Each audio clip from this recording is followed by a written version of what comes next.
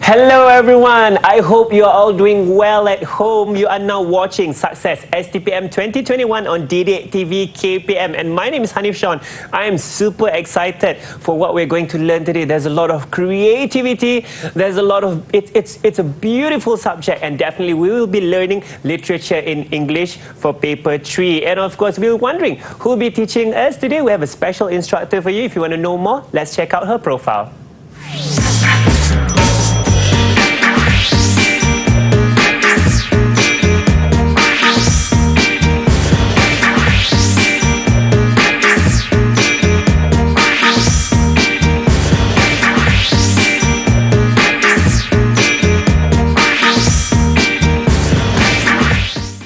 Yes, and we have Dr. Baizura Bahar from the Faculty of Modern Languages and Communications, a senior lecturer there from University Putra, Malaysia. Dr. Aida, you look all excited to be with us today. I am very much, thank you, Hanif. Yes, and you did your PhD in comparative literature. Tell us a bit about your findings. Yes, my PhD was a comparison between Malay and English literary texts, and with regards to literature in English, it's about authors who've actually written and set their work in Malaysia.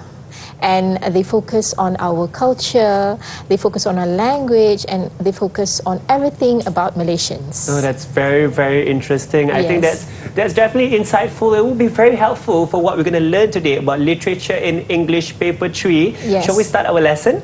Yes, sure, Hanif, sure. Yeah, that's great. Okay. So, Right. So for this session, it's literature in English 920/3 for novels. And we will begin with the structure of the paper. The paper has 3 sections, and it's section A, section B, and section C.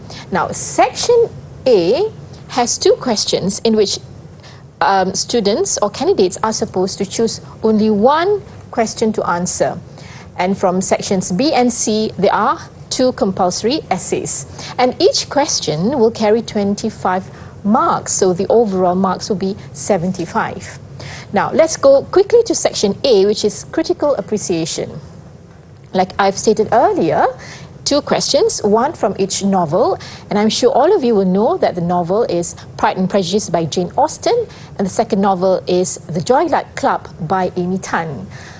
For this section, there will be 1 excerpt from each novel, and this will be followed by 1 question, and you choose only one. And when you want to answer, you have to focus only on what is in the excerpt. You do not refer to anything which does not appear in the excerpt. For sections B and C, which are the essay questions, now section B will be 1 essay question on Pride and Prejudice, and section C, 1 essay question also on the Joy-Luck Club, and they have to answer both questions. Yeah, Hanif? right. So now, how do you study the text? All right, firstly, you must read the novels. There's no way around it. You must understand the plot. You must pick up the main details from each novel. You must understand the themes. You must understand the characters, the symbols, among others. Apart from reading the novels, yeah, Hanif, candidates must also read all the other critical books and resources such as articles on both novels in order to help candidates to score an A. Yeah? Read books and articles about them in order to expand your knowledge. But remember, make your own notes. Yeah? Okay. Now, during this time, we know some candidates are private candidates, and they would be very, very what we call helped by these internet sources which we found for them. And for Pride and Prejudice, we have the study guide and also the 12 Pride and Prejudice book club questions. And for the Joy-Luck Club, we have also the study guide before Pride and Prejudice was on Schmooped. This one is from Spark Notes and study guide from Late Charts. Now, a very, very important message to all our candidates and students out there. Please do not watch the movies, because both these novels have actually been adapted into movies. Why? Because when you watch the movies, as you know, movie adaptations, sometimes the producers or the script writers have creative license to change the plot, and therefore it will not be the same as the book or the novels, yeah? That is true. Yes. So, how do you then practice answering the exam questions? Use past exam questions, discussion or essay topics in the study guide. Set your timer to 30 minutes. Write, and you mustn't refer to your notes, okay? And you must compare your own answers to the sample answers provided. For example, how many points did you include in your answer?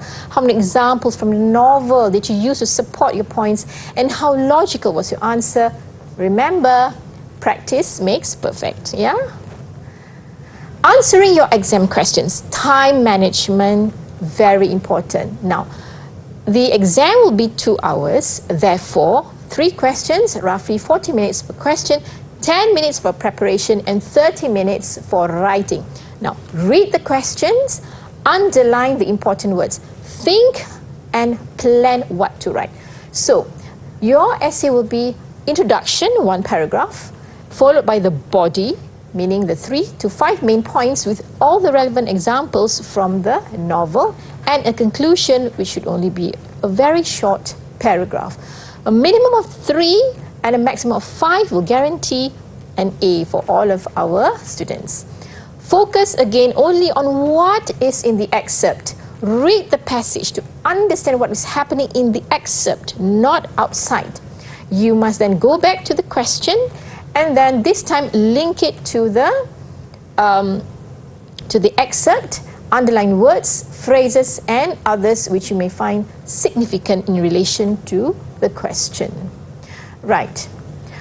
What we want to also remind our candidates is that they must not actually put in irrelevant, what we call irrelevant information from the novels, which come before the excerpt and after the excerpt, and they mustn't actually give additional or information which is not required of them, because this will then make them lose marks. You will lose marks when you actually do not refer to the examples from the excerpt, but you refer to outside the excerpt, because sometimes some students are really smart, they know the novels inside out, they tend to do so. Yeah? That's very interesting. Yeah. And Dr. Aida, you did mention that it would be great for candidates to also read books and articles about the novels for a more critical understanding of the novels itself. So I guess in terms of their answers, it would also need to be, they would have to have a holistic overview and understanding of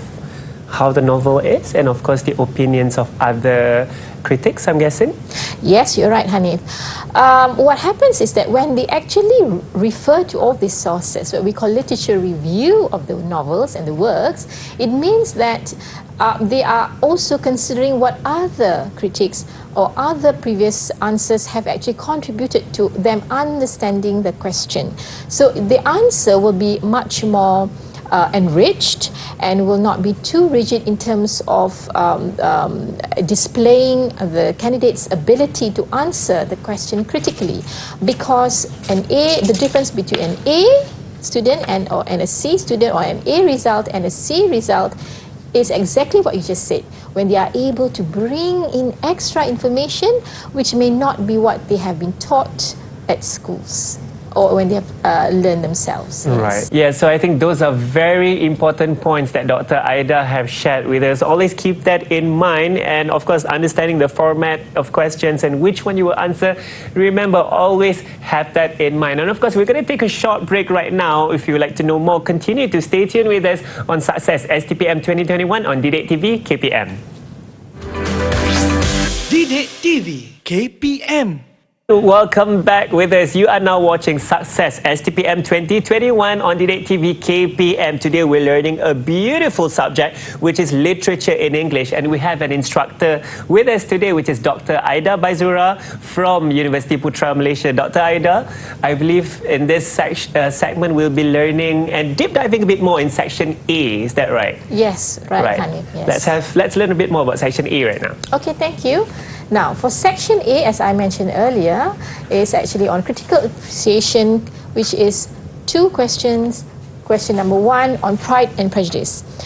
For this slot, I've decided to pick a past question from STPM 2019. Yeah, and as we recall earlier, it's actually a critical appreciation from an excerpt from the novel itself by Austen.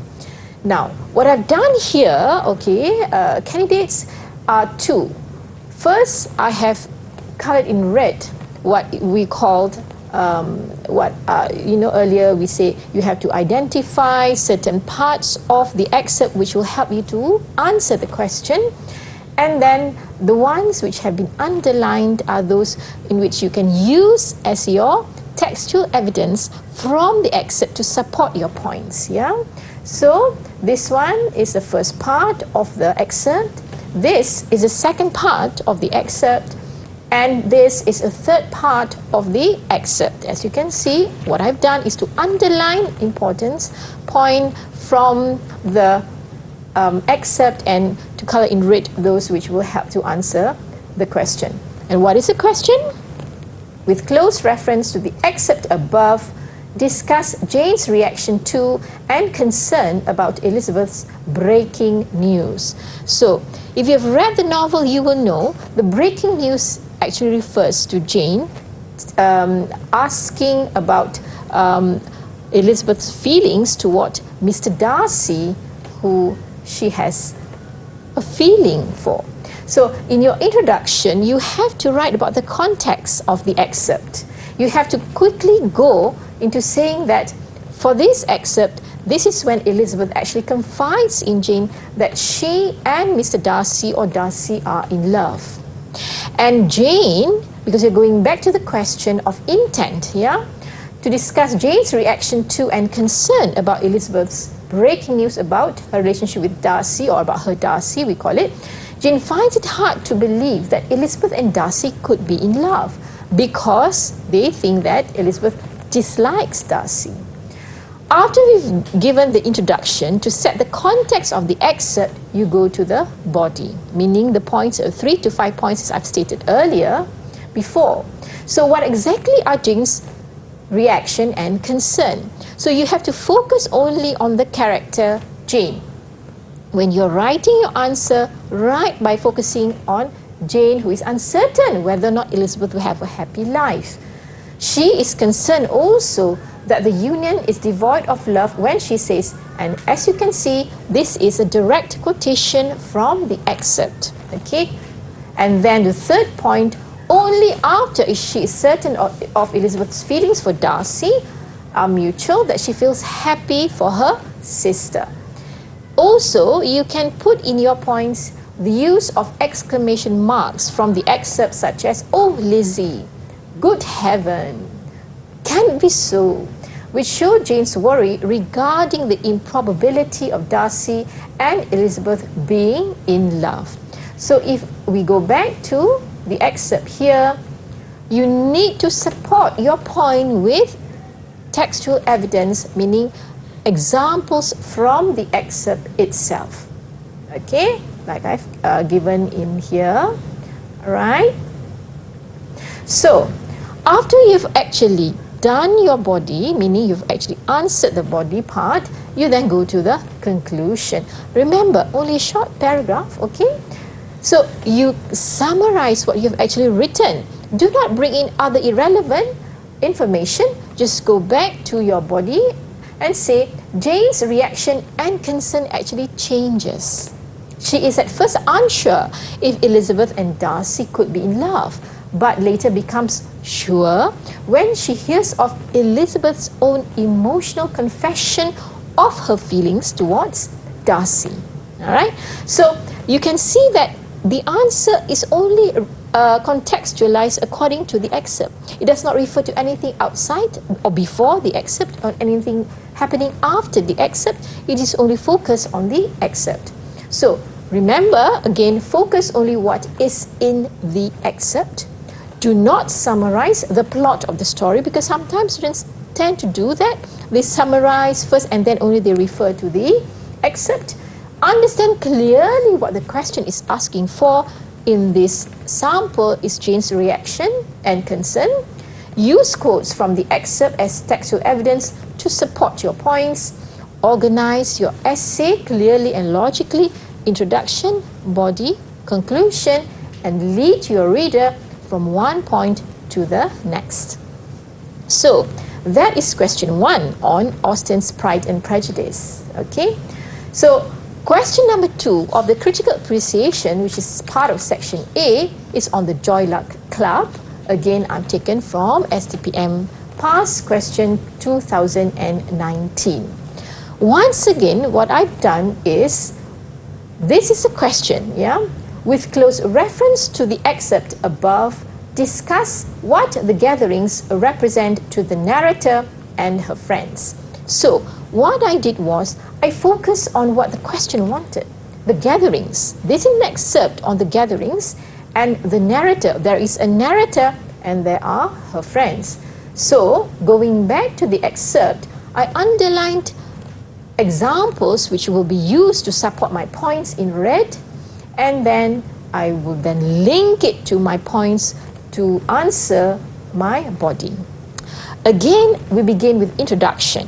You have to put a context in your introduction. Go quickly to the question, which is the key term, is the gatherings. The gatherings represent happiness and good fortune for the narrator and her friends. Now, I want to really emphasize on this reminder. Now, for this type of question, you do not name the narrator, but you refer to the phrase the narrator itself in your answer. Now, we all know you students are very smart. You know the novels inside out. You know which excerpt is referring to, which character is referring to. But remember, the question does not require you to refer to the name of the narrator, but only the narrator. You will lose points. You will lose marks, unfortunately, if you refer to the name of the character. So the intent here is to discuss what the gatherings represent to the narrator and her friends. So we move on then to the body of the examples of what the gatherings represent to the narrator and her friends. There are, here I have given 5, between 3 to 5, remember? So the gatherings are held to raise money and their spirits during difficult times. You can see from this part here, raising money and so forth, okay? And then the narrator and her friends actually find solace and solidarity during these gatherings. The gatherings allow them to count their blessings in still being able to eat and have little luxuries that others do not have. So that particular one is here. As you can see, after filling our stomachs, we will then fill a bowl with money and put it where everyone could see. Then we would sit down at the mahjong table. So here is the other example of when they were collecting money, and we will lead to the next one, in which I've given here examples of mahjong. The gatherings remind them of happier times, because at the gatherings they have good food, they have good games of mahjong, and they tell each other stories that make them laugh. And the gatherings also allow them to think fondly of the past and look forward to the future. If you refer again to the excerpt, the body of my answer has been structured according to the flow of the excerpt. And that is the main thing you have to remember. Answer logically, answer coherently, because the coherence of your answer will lead you to getting more marks, and that is the difference between an A student and a B student. So, how do we conclude? Right. Again, the conclusion must only be referring to the excerpt, nothing before that, nothing after the excerpt. The gatherings enable them to be in touch with their Chinese roots and identity through their food, through the game of mahjong, and the sharing of stories. Conclusion also can include the gatherings also provide the time and space for the narrator and her friends to escape from daily problems. So again, I would like to focus, remember, focus only on what is in the excerpt. Do not summarize the plot of the story. Do not refer to other characters outside of the excerpt. Understand clearly what the question is asking for. Again, please use quotes from the excerpt as textual evidence to support your points. Again, I would like you to remember to organize your essay clearly and logically so that when you are writing, you can lead your reader from one point to the next. Okay? Right, Dr. Ada, I'm also Yes. curious. The excerpts will be provided, and of course, they would need to underline those key points for them to answer the questions. Okay. Are students allowed to give their personal view on the excerpts? Well, unfortunately, for this particular section, this is not allowed. What they are required to do is to refer to the question, what is required based on the key term, which is, in the case of Pride and Prejudice, is Jane's reaction and concern to Elizabeth's breaking news, and then they have to lift the points from the excerpt itself. They cannot give their view, Elizabeth is unhappy before that, or Elizabeth is now happy because before that she was not sure of Mr. Darcy's feelings towards her. Yeah. So unfortunately for this particular section, students are not allowed to do so. Right. And another question that I have is, why is it important to also include points or words from the excerpts into the answers?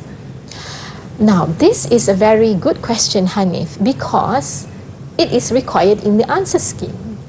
When students are given an excerpt, like this, and they have to base the answer on the excerpt, so we would like to know which part of the excerpt are they taking the answer from. They can give their points with regards to answering the questions. For example, for the Joy Luck Club is on what the gatherings mean for the narrator and her friends. Therefore, giving textual evidence coherently according to the flow of the excerpt will give them more marks. Will give you more marks, will then differentiate between what is actually your own answer and what is actually evidence from the excerpt. Because sometimes students tend to retell the excerpt. They tend to retell the flow of the excerpt by paraphrasing the excerpt itself. So that is actually not the way to do it. You give your points first and then you support it by giving the textual evidence. Right, so the textual evidence is very key because that does carry a lot of marks, and I believe it also shows your level of understanding and interpreting the text that has been given to you.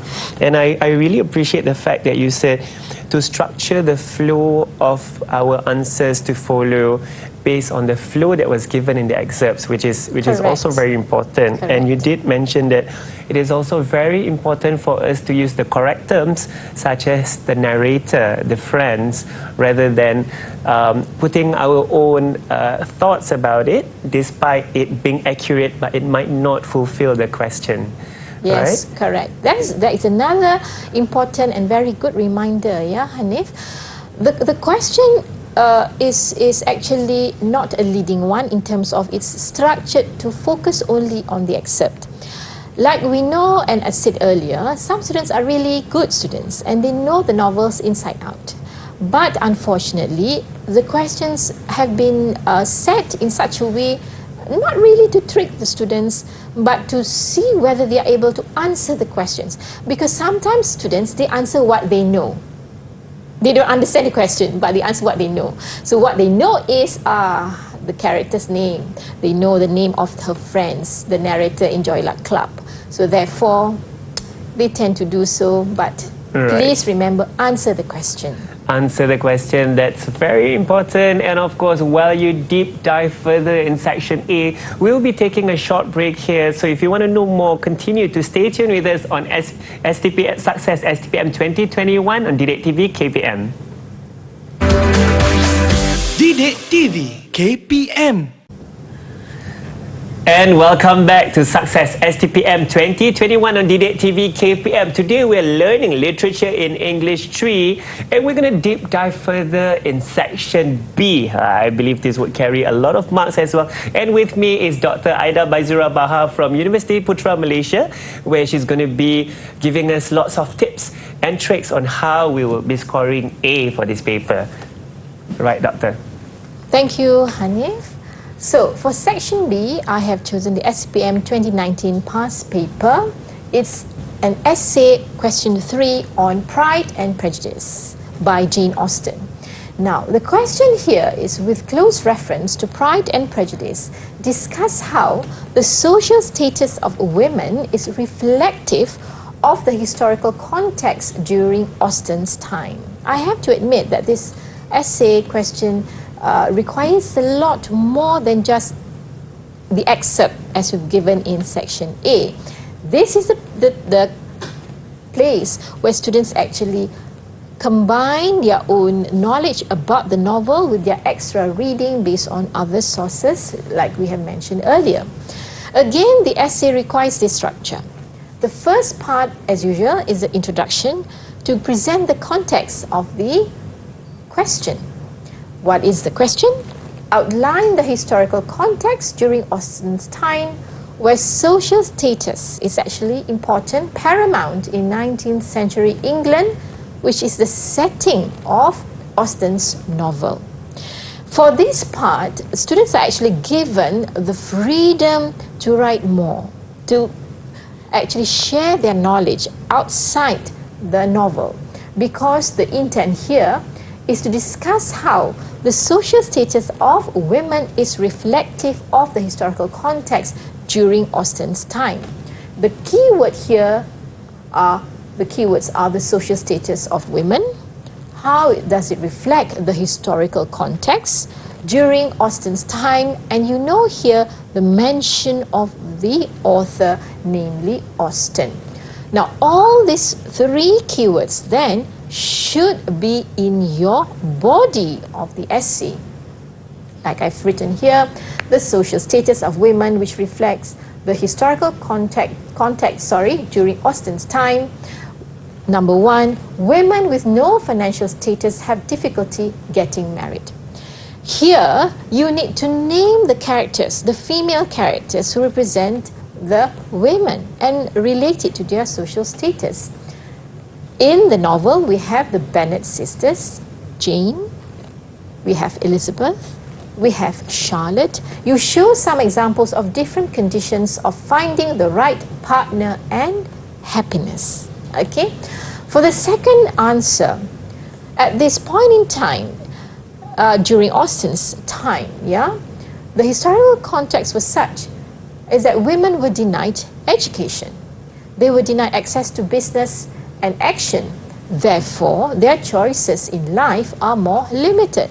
So here is when, as students, you can actually relate what happens outside the novel with the novel itself. And here you focus on the plot of the novel.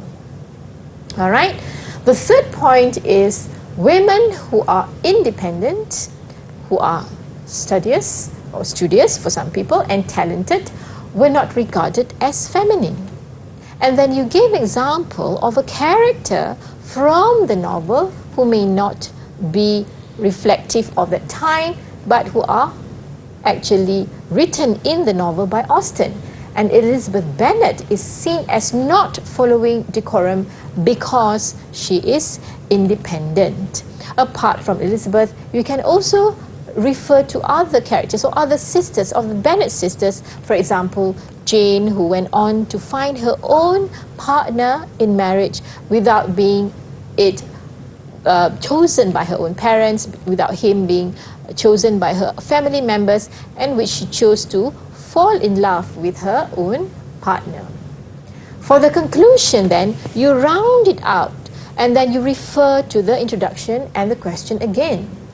The social status of women is reflective of the historical context during Austen's time through the characterizations of the Bennet sisters in their quest to find the richest man to be married to.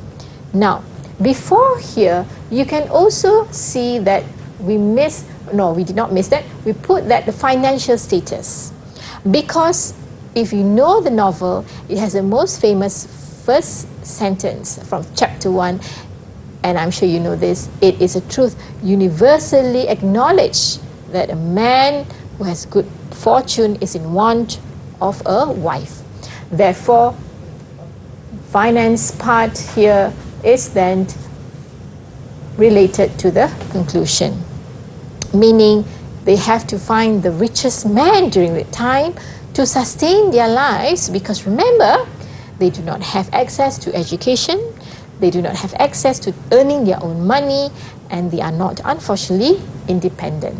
So, remember, students and candidates, you must know the novel very well. You must know the plot, you must know the theme, you must know the settings, and you must know the symbols and other literary techniques involved in order to answer this part, section B. You must be able to use the most appropriate examples from the novel to support your points. All right? And then don't try to spot questions, okay? You cannot say, I'm just going to focus on character studies. I'm just going to focus on the theme. I'm just going to focus on the plot. Please don't do so, because doing so will limit your ability to write really well, to answer the question really well, and score an A. Okay? All right, Dr. Aida, to answer this question, how would the format or the structure of the answer for our candidates should be? Thank you, Hanif. That is very important. Now, previously, we have come across some students who actually answer by putting bullets like myself, in here. But this is actually an essay question. So an essay question must be structured accordingly. It has to have an introduction, 1 paragraph or 2 paragraphs at the most. It has to have the body. Like I said earlier, a minimum of 3 questions, a minimum of 3 points or a maximum of 5 points. And in each of your points, you must support it with examples from the novel. The difference between section B and section A, which is critical appreciation, is that critical appreciation requires a direct quotation from the excerpt. But for this section, you do not need to do so. Instead of retelling the plot, you can give examples, meaning scenes from the novel, in order for you to support your point. You do not need to memorize the quotations. You do not need to memorize exactly the phrases or the words in order to support your answers. Right, and you did mention that in your text, it says here, you must know the novel very well. I believe, based on the context of this question, which says, discuss how the social status of women is reflective of the historical context during Austen's time. That would mean we would need to really understand the characters, we would need to understand the setting, and definitely the plot and all other values, I think, in relation to this novel, to really be able to answer questions in this section. Yes. I think here is important, historical context during Austen's time. A good answer will focus firstly on that, in which you will have to say it is set during the 19th century, during the reign of perhaps Queen Victoria, and that era is called the Regency era. But please do not go into talking about men per se, because the focus here, the question's focus is on here, the social status of women, right? We want to focus on the women. And when we say women, we refer to the female characters in the novel. When you write your answer, focus also on the female characters. Name the female characters. For example, Elizabeth. For example, Jane. For example, Charlotte. Therefore, when you do so, the answer scheme will give you more marks. And that is how, from just giving examples, giving your own points and knowledge in answering the question, you get a B. But the minute you give examples from the novels, you give the names, you give the chapters and so forth, you get an A. Right. Thank you so much for the clarification, Dr. Aida. I think those are very key points that we always need to have when we understand and read novels. And of course, we're going to take a short break. So continue to stay tuned with us on Success STPM 2021 on Didik TV, KPM. Didik TV KPM. Welcome back to Success STPM 2021 on Didik TV KPM, and you are watching us right now because you are an excellent student and you would like to score A for the subject of Literature in English 3 today. And with me is Dr. Aida Baizura Bahar from University Putra Malaysia, who would now deep dive in section C for this paper. Okay, thank you, Hanif. For section C, essay question number 4 on the Joy Luck Club by Amy Tan. Again, I've taken the question from STPM 2019 with close reference to the stories of any two mothers in the Joy Luck Club. Discuss the strengths of each character. Okay, so again we begin the essay with an introduction or the context. First, what you need to do is to identify the stories of any two mothers in the Joy Luck Club. Alright? And after you've identified the two mothers, you discuss the strengths of each character. Because the intent here is to discuss the strength of character of two mothers based on their stories. Okay? So, for this type of question, you must name the two mothers and also the names of the stories in your answer. Okay? If you know the novel well, you will know there are 4 mothers. Alright, so that's why we require only 2.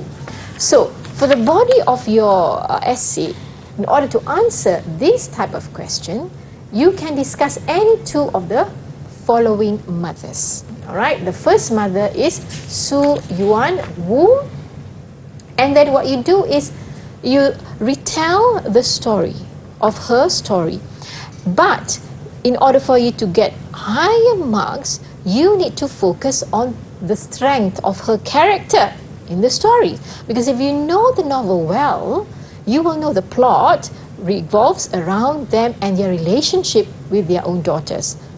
You can include the strength of their character with regards to the relationship of your daughters, but do not go beyond the mothers and focus on the daughters, because we do not need stories on the daughters, remember, but on the strength of character of the mother.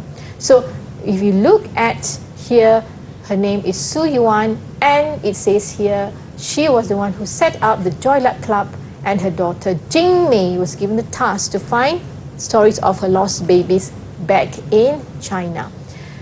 Here also you focus on the strength of character in leaving her hometown in Guilin to escape the Japanese, and then she lost her 2 twin babies. So it's more of answering the question with regards to the stories, not to retell the plot, but to focus on the strength of her character. How is she a strong character? Now the second mother is actually An Mei Shu, okay? And here you know that she also migrated to America, but she had a very tragic life before. She was not allowed to meet her mother, who went on to become the 4th wife of a very rich man. An Mei was raised by her grandmother, Popo, and then she, however, learned to respect and love her mother when she saw and she understood the sacrifice that her mother had made for the family. Right? So, although she did not grow up with her mother per se and grew up with Popo, that is her strength of character, because she is able to teach her daughter, who experienced many problems when they actually settled in America. So again, focusing on her strong character or strength of character. The third mother is Lindo Zhong. Lindo here, in her story, she went through an arranged marriage at a very young age before migrating to America.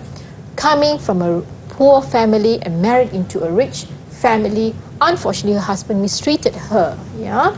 So although her husband had no interest in her or in consummating the marriage, as usual, she was blamed for not producing a grandson for the family.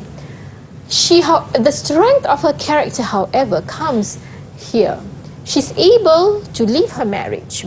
She's able to break the marriage bond by playing on her in-laws' superstitions. All right, there is a superstition in which if you do not get to produce a grandson or a son for the family, something bad would happen to you, and she played on that.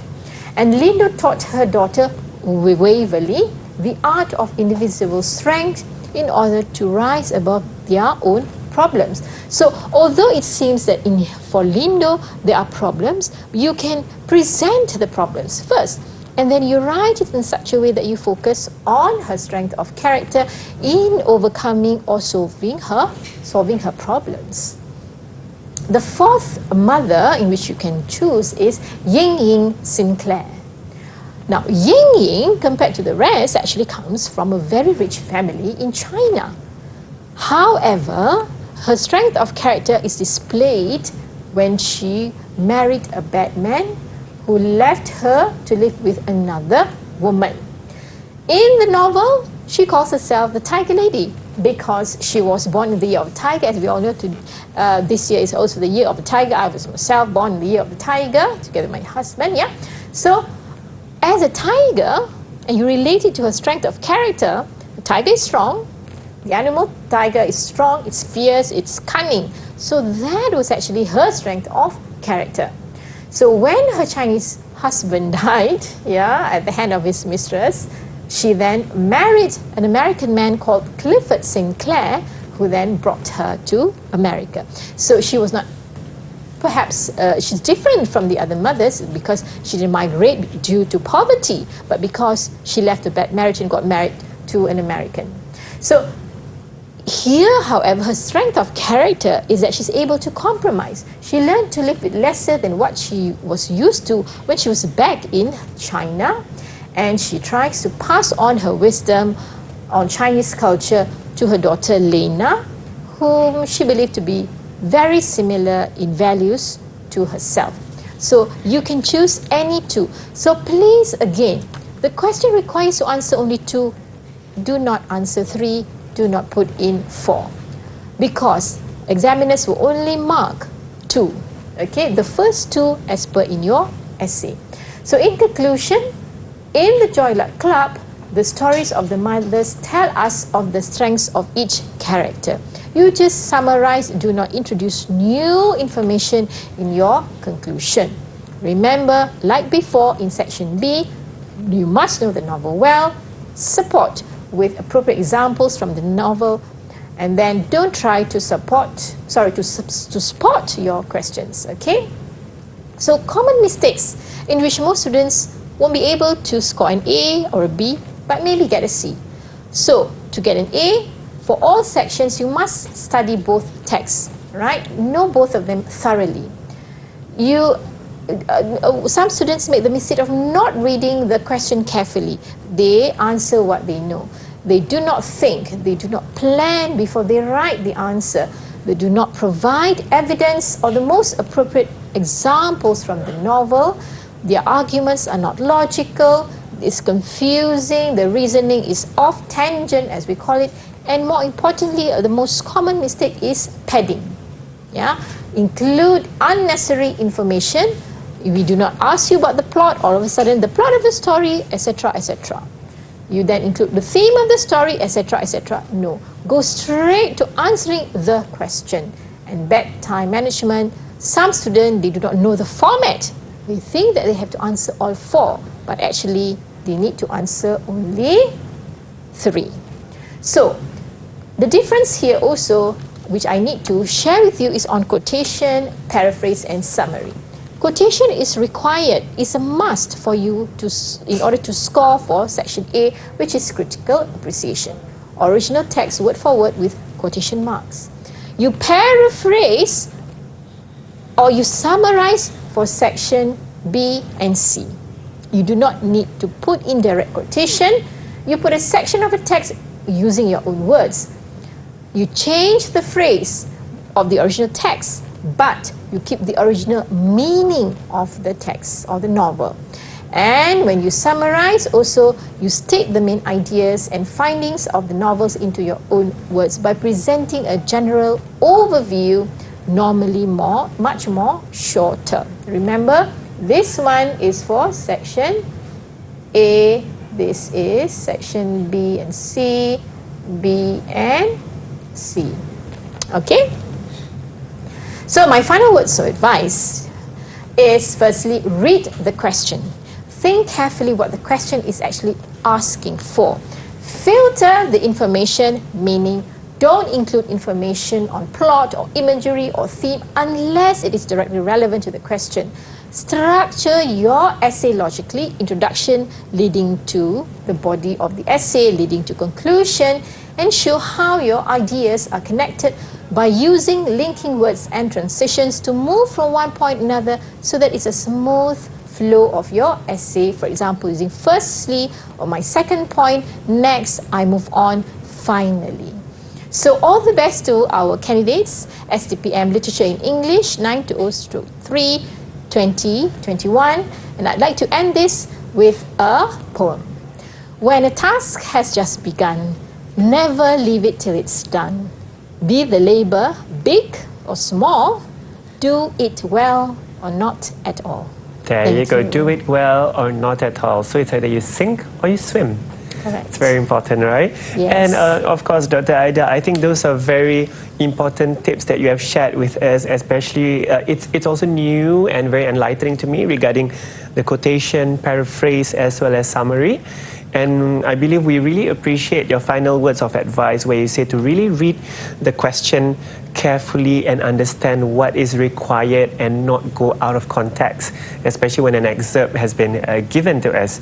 That's key. And of course, definitely it's to really understand the novel. I think that's the core of it. Yes. On top of the other resources that our candidates will read, I think the novel is definitely the main source of information, right? Mm-hmm. So with that, we'll definitely like to thank Dr. Aida Baizura Bahar, Senior Lecturer from University Putra Malaysia from the Faculty of Modern Languages and Communications. I think what we learned today is especially insightful. It's very enlightening as well on a lot of the different sections.